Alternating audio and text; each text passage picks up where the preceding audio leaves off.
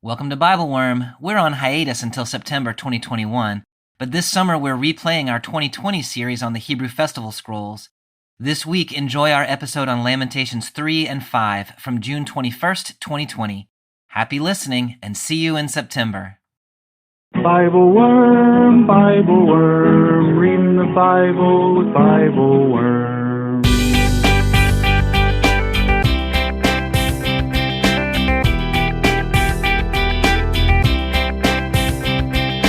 Welcome to BibleWorm. I'm Dr. Amy Robertson, here each week with Dr. Robert Williamson. We are two Bible scholars and people of faith, one Jewish and one Christian. Bobby is a professor of religion at Hendrix College in Conway, Arkansas, and founding pastor at Mercy Church in Little Rock. I am the director of lifelong learning at Congregation Or Hadash in Sandy Springs, Georgia. Together we are BibleWorm, getting to the core of the biblical text. This week we continue in the book of Lamentations, meeting an individual survivor in chapter 3, and hearing the voice of the community in chapter 5. We raise up the differences between this individual man's relationship to his suffering compared to what we heard from daughter Zion, and look expectantly to the communal voice to tell us which perspective is the better one for us to adopt, which, spoiler alert, it does not. Instead, in magnificent and strikingly ambiguous poetic language, it creates a space in Scripture to hold multiple perspectives on suffering. Man, do I love the biblical text. I hope you'll enjoy it.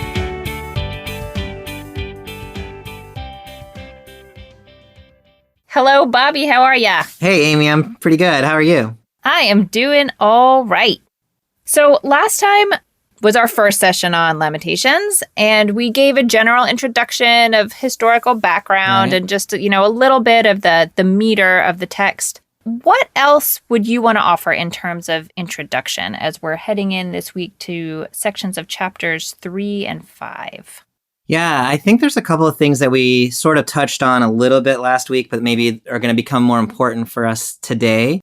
That is just that Lamentations is presented in at least 5 different speaking voices. Yeah. So you've got the narrator or the funeral singer and daughter Zion, who we talked about last time. You've got a kind of annoying narrator in chapter 4, who we're not going to talk about because I don't like that guy. Because he's annoying. He's annoying. We don't want to hear him. In chapter 3, which we're talking about today, we have a figure who calls himself the man. I am Hagever. I am the man. I am the man. And he uses a word there for man that has some kind of connotation of strength or warrior-like nature. Yeah. So my teacher, Kathleen O'Connor, calls him the strong man, which is also how I tend to refer to him. And then in chapter 5, we get a communal voice, which is the only we voice in the book, which seems to be the community responding to these voices that have spoken before and trying to make some kind of sense of it or add their own testimony to it. So that perspective of multiple speaking voices allows the book to do some really interesting things by setting us alongside each other, these perspectives that don't necessarily hold together without having to resolve them, which I think is really important.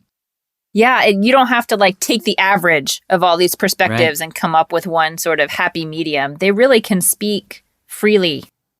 The other thing that's interesting about Lamentations is, there's lots of things, but one other thing that's interesting about Lamentations is that the first 4 chapters are written as alphabetic acrostic. So they're 22 verses long, 1 for each letter in the Hebrew alphabet. So chapters 1 and 2 start with an aleph, and then in verse 2 it's a bet, and then gimel. It's like English being written A, B, C down to Z. Chapter 3, which we're reading in just a minute, triplicates the pattern. So it's aleph, aleph, aleph, bet, bet, bet, gimel, gimel, gimel. It's A, A, A, B, B, B, C, C, C. So it's the same pattern, but ramped up a little bit and sort of emphasized more.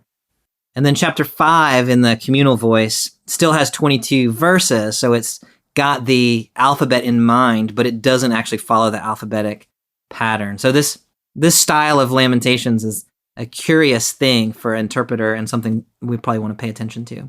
Okay, when you were a kid, do you used to write these poems that weren't necessarily acrostics, but you would try to write out Bobby is awesome and write words across for B is for... what's a good beauteous, and O is for obstinate. No, I'm just kidding. No, I was really interested in that, a psychological experiment to see how you were going to describe me under pressure on a podcast. Did you do those things? I did, yeah. Those are acrostics. They're just not alphabetic acrostics. They're just not alphabetic acrostics. Yeah. So when I've seen this form in English, it always seems a little silly to me because it's so like grade schooly. So I have to remind myself reading Lamentations that this is not like, the Mother's Day card that I got from my son. Oh my God, Bobby, when he was like 5, he wrote Happy Mother's Day down the side. Yeah. The, thing. And the only thing I remember about this poem was there was a line that was just my mother's stomach. That was a line. It was an object of great fascination. Wow. Yeah. So our first little section is in chapter 3, verses 1 through 3, and I am reading the NJPS. I am the man who has known affliction under the rod of his wrath. Me he drove on and in unrelieved darkness. On none but me he brings down his hand again and again without cease. I kind of love this. I am the man. I am the man who is known. Yeah. I think I like it because it really pulls you down to the particular person. Like it's a reminder to me that when a group is suffering or when a city is suffering, Daughter Zion is an individual, but is representing a city. Right. And so to have it really focused down in the experience of one individual person who is a part of that collective's experience of suffering is a really powerful thing. You can see when we start into this already that he also is someone who has experienced trauma. So last week we talked about the narrator, the funeral singer, who never talks about his own experience of trauma, and Daughter Zion, who does. Mm-hmm. So we now have two kind of survivors in Lamentations. One is gendered female and one is gendered male. Yeah. And I'm curious about whether that's going to be important or not. It's a really interesting question. And it's certainly, in these couple of lines, it seems like the dominant metaphor or the metaphor he's starting with is really different than the kinds of metaphors we saw for Daughter Zion. The metaphor that I see in these verses is the shepherd, shepherd imagery. I don't know, of this sense of being like driven forward with a rod into unrelieved darkness. To me seems to sort of flip on its head this idea that your shepherd is going to lead you into safety and walk you through the valley of darkness, but not like drive you into it. No, the bad shepherd. I never really thought about this that way, but that really is what the image is. You are a bad shepherd. That puts a real point on it for me in a different way. Yeah. Yeah. Both Daughter Zion and the strong man, they recognize that there is an enemy, like the Babylonians, who are involved, but they're both interpreting that as ultimately coming from God. And so they share this kind of idea that God has wounded them in God's anger. And so to me, I love what you're saying about the difference in the metaphor of shepherd and, bodily humiliation. I think that's really important. The underlying kind of position of we have been wounded by an angry God, they share they share that idea. They talk about it differently. So we skip a little bit, and now we are picking up again in verse 17. My life was bereft of peace. I forgot what happiness was. I thought my strength and hope had perished before the Lord. To recall my distress and my misery was wormwood and poison. Whenever I thought of them, I was bowed low. In those verses that we skipped, there's this really strong, it's a really aggressive kind of experience of suffering. So he uses the metaphor of God is like a bear lying in wait. God shot arrows into my vitals. God ground my teeth into the dust. And so there's this real sense of this dramatic suffering, which is, this sort of physical pain. And then the part that we are reading here makes this really interesting move to the kind of internal dynamic of that. I've experienced this physical pain. And so what it does to me is it robs me of the peace in my soul. And I can't remember what it's like to be happy anymore. This is really interesting kind of emotional expression. Okay, the physical pain is one thing, but this has really affected me deep in my being. the line in here that really gets me is, to recall my distress and my misery was wormwood and poison. Because I want to ask, what do you mean recall your distress? You just said he's crushing your face into the ground. Did you forget your distress? Yeah. To reflect upon it, but the verses preceding it seem so immediate and so all-encompassing. But you're right, this does sort of recognize that there is also a way that we need to psychologically or emotionally process everything that's happening to our bodies, and that is a whole other level of trauma, I guess. It's a whole other level of the experience. Do you have ways of thinking about how those two things go together? When you hear experts talk about trauma, like psychologists or, folks who work a lot with traumatized populations, nowadays at least, I hear a lot of conversation about almost out-of-body experiences when your body is being traumatized, and that you have sort of a way of separating your, I don't know what to call it, your sort of spiritual and emotional awareness from what's happening to your physical body. Yeah. And you kind of watch from afar. And and it's interesting, you've already commented on sort of his gruff exterior, and he's talking about all these big stereotypical strong man-y kinds of things. But for him to acknowledge that there is also this other part of it for him, or at least there was this other part of it for him, where he has to sort of integrate into his story of his own life, or his understanding of how the world works, that this suffering has happened. And what does that mean, He's also done with the acrostic, he's triplicated the acrostic, which I mentioned, I think, in the introduction, but he's sort of, instead of saying, here's an A verse and here's a B verse, he's going A, B, B, B, C, C, C. There's almost this kind of insistence about it, which to me is kind of loaded with his kind of testosterone strongmanness.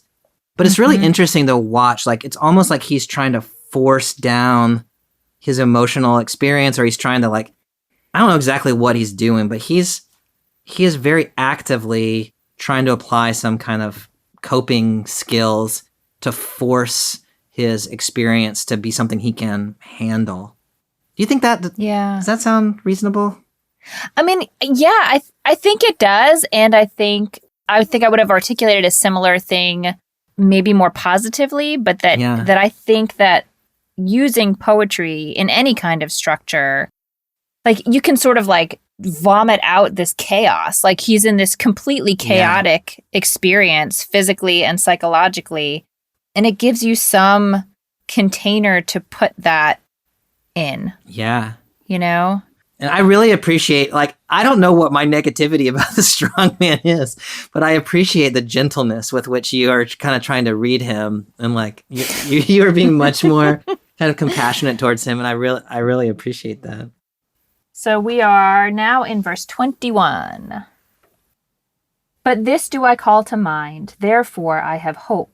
The kindness of the Lord has not ended, his mercies are not spent, they are renewed every morning. Ample is your grace. The Lord is my portion, I say with full heart. Therefore will I hope in him. The Lord is good to those who trust in him, to the one who seeks him.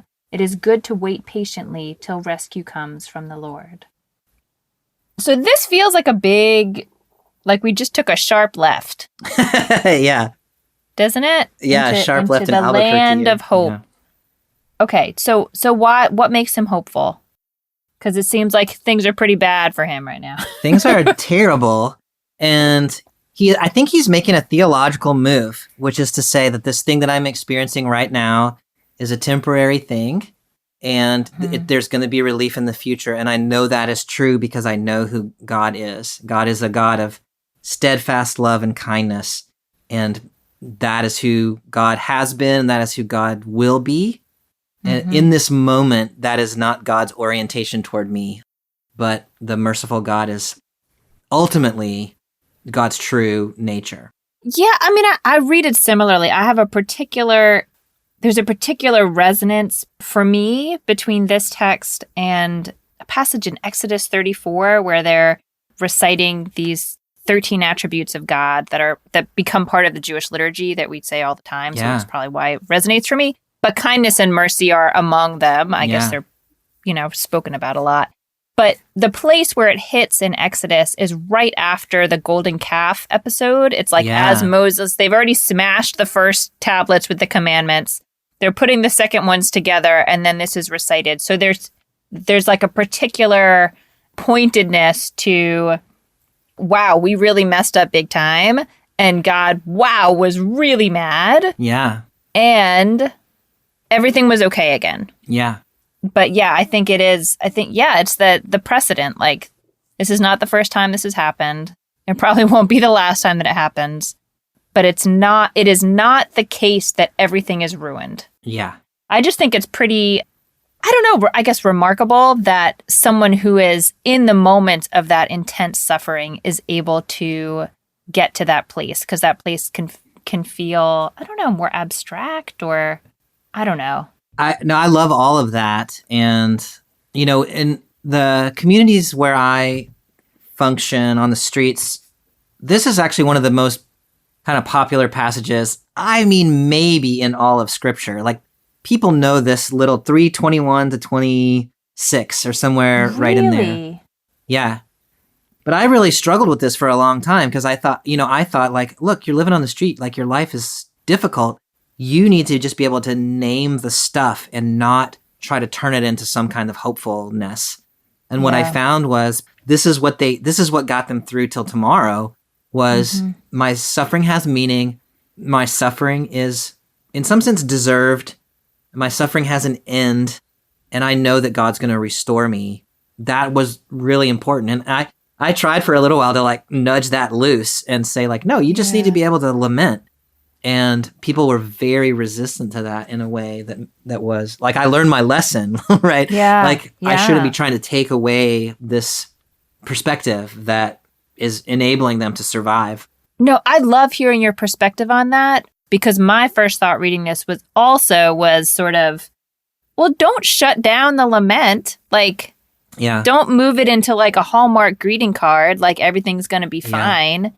I mean, I appreciate the fact that, you should be grateful when you wake up in the morning, but some days it doesn't feel, some days you don't feel grateful for waking up in the morning. Yeah, that's right. And based on what he is describing as going on, I imagine there were days that your first thought wouldn't be, I'm so grateful to live another day. Yeah. This text really does create space for people to respond how they respond. And if he responds personally by going to this place of hope, like, all the better, like a blessing on your head. Yeah. Okay, so we're going to continue at verse 27, and we have decided somewhat on the fly that we're going to go to verse 33 instead of 32, because there's good stuff. There's good stuff everywhere. Okay. Verse 27. It is good for a man when young to bear a yoke. Let him sit alone and be patient when he has laid it upon him. Let him put his mouth to the dust. There may yet be hope. Let him offer his cheek to the smiter. Let him be surfeited with mockery. For the Lord does not reject forever, but first afflicts, then pardons in his abundant kindness. For he does not willfully bring grief or affliction to man. I see much less in the strong man in terms of reference to things that they have done wrong, or a sense that they have sinned and deserve this punishment. It sounds more like an initiation to me, or something that is just like, this is just the season that we're in. Our powerful figure is angry and is responding in anger, but I don't know. Yeah. I mean, the question I had in my head was sort of why would one understanding of suffering sit more easily or uneasily with a person? Like, I think we talked last time about the idea that if you believe that this is sin and punishment, or an act and consequence, for all the problems that imports, it gives you a sense of control. Like, if I hadn't I'm controlling things with my behavior, right? But the benefit of this way is, I don't know, like maybe it helps you with your sense of self-worth, or I don't know, like he doesn't have he doesn't seem to have the shame that daughter Zion has. And when you think about the gendered nature of these two images of daughter Zion and the strong man, and like, I mean, there's all kinds of ways to go with that, but the sort of like the move towards shaming and like expectation of guilt, which daughter Zion seems to have been like kind of almost resisting, but feeling like she's supposed to say that, but maybe she doesn't want to. The strong man, it's really interesting that the strong man just is like, guilt is nowhere kind of in his It's just not on his mind. Yeah. I don't really know. Like I'm discovering that I'm a little judgy about the strong man, and I'm trying to correct that a little bit. You can just notice what comes up for you, Bobby. That's okay. So this is me as the sort of outside person thinking about what is useful for someone who has experienced trauma. And every bit of me wants to say, this is bad theology. Because God is hitting you, smiting you. But what you need to do is lean into it willingly. Because God doesn't want to be doing that. God just kind of has to do it. But God's not going to do it forever. And I so struggle with that, because to me it sounds like the kind of rhetoric around like spousal abuse. Right. Where God is angry, God's gotten out of control, God has to punish but doesn't want to. Mm-hmm. And what you need to do is sit there and take it, and then when God's anger has passed, then the relationship will be restored. I struggle with that piece so much. Yeah. I don't know that we actually need to solve this for the strong man. You know what I mean? Like the strong and I don't think we will. The strong man has said what he has said, and yeah, part of our task is to allow him to have said it. Yes. I think that's exactly right. And we can sit with our own discomfort. Yeah. It's not the strong man's problem. Right. He's got his own problems. That's exactly right. Should we press forward? One of the things that's interesting to me as we move into chapter 5 is we now have these two testimonies, daughter Zion and the strong man. And I read them as being really quite different from one another. I'm curious whether you think that as well, but she has sort of said, God is angry beyond what is justified, and I don't see any future here. He has said, God is angry, but justifiably so, or at least characteristically so. Yeah. And so if I wait long enough, then there's going to be hope. And the book has given us these two voices. Then there's no real way, there's no obvious way that those two voices resolve together. Does that seem right to you? Yeah. Yeah. No, it does. So then when we turn to chapter 5 and the communal response, we sort of think, well, okay, maybe the communal response is going to pick one of these voices or something. Like something's got to give here, doesn't it? Like how can we just have... Right. How are we going to wrap this up in a tidy little bow? Yeah. What's real here? Yeah. Yeah. So we're going to begin chapter 5 right at the beginning, verses 1 to 3. Remember, O Lord, what has befallen us. Behold and see our disgrace. Our heritage has passed to aliens, our homes to strangers. We have become orphans, fatherless. Our mothers are like widows. I think it's so interesting. This lift up, like, remember, O Lord, and see our disgrace. Like, look at what is happening. Yeah. Reminds me much more of daughter Zion's testimony. Like, look, bear witness to this, and really asking God to look at it. Yeah, so when she called out in chapter 1, it was remember, look, see. Yeah, pay attention. Yeah. And here we get the communal voice. And that's really what we have here. Echoing. Yeah. Remember, look, see. That's what they want. And it's interesting to me that the first thing is pay attention, and then there's the next thing is like attention to loss of sort of sovereignty over the land and their homes. Yeah. Like, is that really the most pressing thing on their minds and their hearts, like the most immediate thing? But it also, to me, has this like deep sense of intimacy. Yeah. And I don't know if it's because I've read, so many stories of refugees and particularly of Holocaust survivors who return to their home after a trauma only to see that someone else is living there, just like living in their house and using their stuff. I mean, in the face of everything that happened to the Holocaust, like, my God, who cares that someone's living in your house and using your stuff? Like, after all the physical trauma, like, there were a lot worse things that were happening. But it feels like such a personal violation. That's really helpful. And, in this, the phrase inheritance or heritage, nachala, is used to talk about the land of Israel between, like, that's part of the covenant between God and the people of Israel is the land. And so there is that sense of that which belongs to us is now being occupied by somebody else. And also there's that sense of the thing that God promised to us has now been given. So it's been given to someone else. Yeah, it's much bigger. Yeah. So then we have a long section of verses from 4 to 18 that we're not going to read all the way through, but it is sort of recounting the suffering of the people that it is highly reminiscent of what we've heard from Daughter Zion and from the strong man. So they're not choosing one side or the other, but they are affirming the type of suffering that has been happening. And then we come to what I think is a very striking end for the book of Lamentations. Yeah. So we're going to pick up in verse 19 here. But you, O Lord, are enthroned forever. Your throne endures through the ages. Why have you forgotten us utterly, forsaken us for all time? Take us back, O Lord, to yourself, and let us come back. Renew our days of old. For truly you have rejected us, bitterly raged against us. I think it's so striking to start with God is enthroned and thinking about the context of this statement. I mean, where was God's throne? Right? God was sort of enthroned in the temple in Jerusalem. Yeah. Right? And the temple has now been destroyed and Jerusalem has mostly been destroyed. So this seems like a theological statement that answers a question. I mean, maybe it wasn't a question the authors had, but I feel like one response that one could have to seeing the destruction of the temple is God lost some kind of battle. Yeah. So this feels like a very clear, God has not been conquered. God is enthroned. Yeah. In the face of all of, that doesn't look like what you thought it looked like anymore.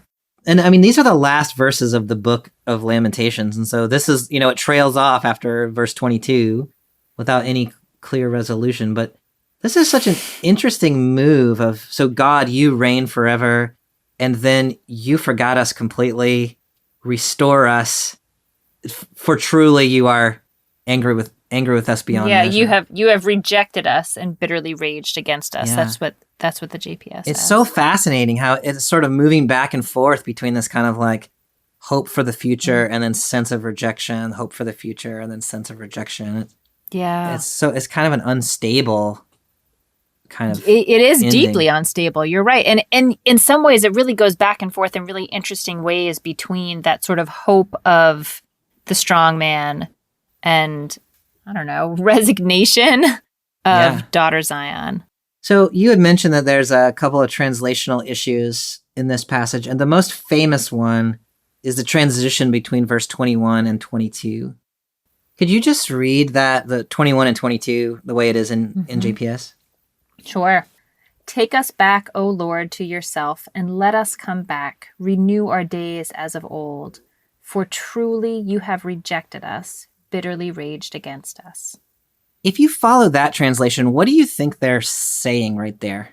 So take us back, make everything like it used to be before, because you have gone too far.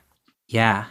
That's how I think that's my best attempt to put those things together. I think that sounds right. So that ending is, I mean, it's not, hopeful is probably not the right word, but it's holding out the possibility that God might choose to do something different than what God is doing right now. Right now, God is rejecting, and maybe God would return and restore. The transition word that your translation is for truly, in Hebrew, ki'im, and there's a huge scholarly argument about what that means. The NRSV has restore us to yourself so that we may be restored, renew our days as of old, unless you have utterly rejected us. So that's also seeming to say, like, we think you're going to restore us, but we realize there's a possibility that you might have rejected us. Right. It sort of opens up the possibility that maybe this was for real. Like, maybe you really have completely rejected us. Yeah. The Hebrew ki'im can also be translated, and in other places in the Hebrew Bible, is an adversative, like, but rather. And then it would be, renew our days as of old, but rather you have rejected us and are angry with us beyond measure, which reads then in almost the opposite direction of where we started, which is to say, we think you ought to restore us, but you're not going to, are you? Right. And so this translational issue, like, creates a range of interpretive possibilities from maybe we think you're going to restore us, like it's bad now, but we think you're going to restore us, to it's bad now and maybe you're not going to restore us, to we think you ought to restore us, but you're not going to, are you? Right, but you're not going to. Yeah. You have thoughts about what we would do with that? I don't know, Bobby. I'm kind of a dark person, I guess. Yeah. I think it is really powerful to have an end to this that acknowledges at least a possibility that things are not going to go back to normal. Yeah. Like to have this plaintive plea, Yep. restore our days as of old. And this verse 21 is all over the place in Jewish liturgy. It's not just at the holidays, like it's at every Shabbat service. We recite, like it's really core. And actually in the Jewish tradition, when we recite this book, we don't end it at 22. We say 21 again afterwards because we don't want to end on that note. But I think thinking about where they are historically and provide, I don't know, like giving them space to not know. Yeah. Feels important to me. I love that. One of the things that I think as an interpreter, which is related, is maybe instead of expending our energy, like arguing about what is the best translation of that, is to embrace the ambiguity of that. And to say, whether it's intentional or not, the interpretive effect is that has opened a range of final comments on the book from God's about to restore us, which sounds like the strong man, to God's the only one who can restore us, but God has rejected us, which sounds like, to me, like daughter Zion. Mm-hmm. And it has allowed both of those perspectives to sit alongside each other so that people in the community could say those exact same words, but mean almost opposite things, from there's a lot of hope to there's a little bit of hope to there's no hope. But the communal voices speaking together. Oh, I love that, Bobby. I think that is so powerful to think about that sort of unifying effect for the community of being able to recite these words together and all be able to agree on them, but have spaciousness within those words for people to see their experience in the words, to be able to inhabit the words differently depending where they're at. Going back to verse 19, one can read that in the NRSV, it's translated, "But you, O Lord, reign forever.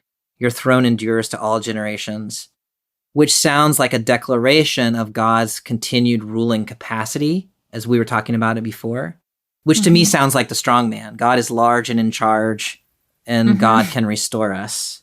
Mm-hmm. In Hebrew, those words are literally, "You, O Lord, forever you sit on your throne for generation and generation," which when you see that expression used in the Psalms, like in Psalm 74 and other places, that's normally followed by "Rise up, O Lord, and take vengeance." Yeah, I was going to say that. I say that to my 13-year-old. Forever you sit. Get up and get up. Yeah. So if you read it that way, then God is just like abdicated responsibility. God is sitting there watching all this stuff happen and not taking any action. Yeah. Which to me sounds like the kind of thing that daughter Zion would say. Yeah. So one can read that That's amazing. Yeah. So what I think, the way that I read Lamentations 5 is daughter Zion and the strong man have laid down theological perspectives that don't fit together. And Lamentations 5, the communal voice has had to say, like, well, what are we going to do with that? And what they decide to do is, instead of picking one or the other, they have said something that is spacious. I love the way you said that. So that daughter Zion and the strong man can say the same words in Hebrew, but the ambiguity of the spaciousness of the words allows them to mean almost opposite things, and yet be in community together, speaking together, and hearing the community around them affirming what they're saying, even though what they're saying is incompatible.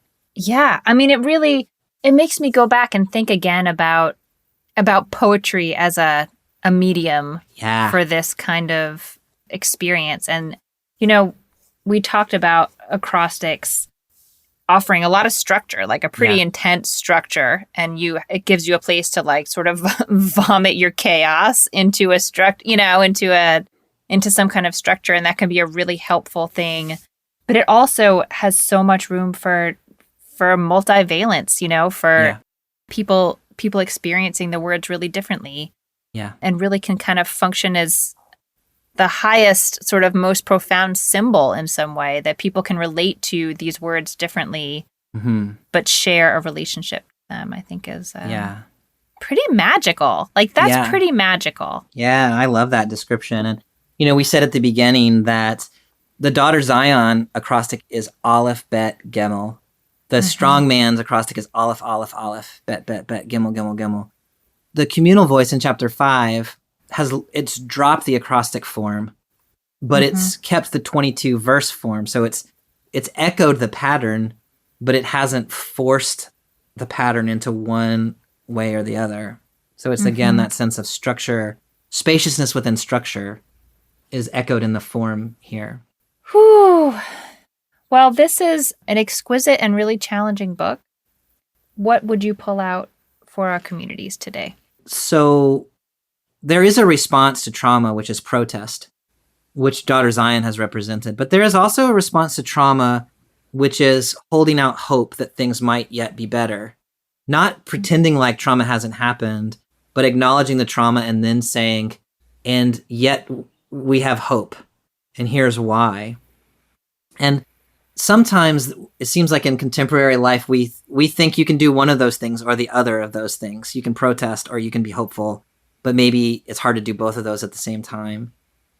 What this text does in a really interesting way is it allows both of those voices to be in the community together, to say our pain is so great that we have lost any hope and we're just angry, or to say our pain is great and yet we remain hopeful that we can work this thing out. And the communal voice has decided not to make a choice between those two positions, but has decided to speak in a way that can hold those two voices together. It has said, we prefer staying together as community more than we prefer theological conformity. We want to create a space where we can all have our experiences.